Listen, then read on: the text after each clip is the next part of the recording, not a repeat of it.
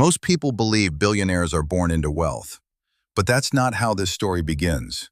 Before the billions, before the empire, there was a young man in Nigeria who understood one thing better than everyone else. Control the essentials, and you control everything. This is the story of how Aliko Dangote built one of the most powerful business empires in Africa. Dangote wasn't exactly poor. He was born into a business family in Kano, Nigeria. But here's what most people miss. He didn't inherit an empire, he built it. At just 21 years old, he borrowed money from his uncle, and instead of wasting it, he made a calculated move. He started trading basic commodities, sugar, rice, cement. Not flashy, not exciting, but essential. And that decision changed everything. While others chased quick money, Dangote focused on what people could never stop buying. Think about it. No matter the economy, people need to eat. Countries need to build. So instead of competing in crowded markets, he positioned himself where demand was guaranteed. Then he did something even smarter.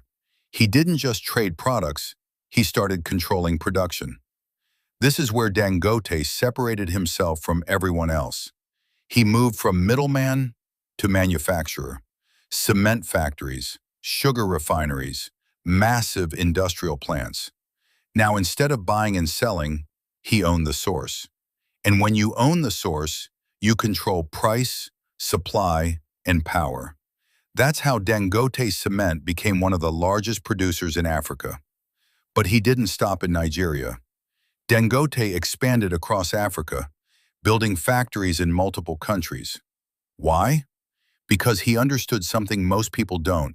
Scale creates dominance. The bigger your reach, the harder it is to compete with you. And slowly, his empire became unstoppable. This isn't just a story about money, it's about strategy. Dangote didn't chase trends. He didn't gamble. He focused on essentials, control scale. While others were distracted, he was building systems. And that's the difference. Most people look for shortcuts, but empires aren't built on shortcuts. They're built on control, patience, and vision. And that's why, while most people struggle to get ahead, a few build something that lasts for generations. If you want more stories like this, stories they don't teach you in school, subscribe, because the next one might change how you see money forever.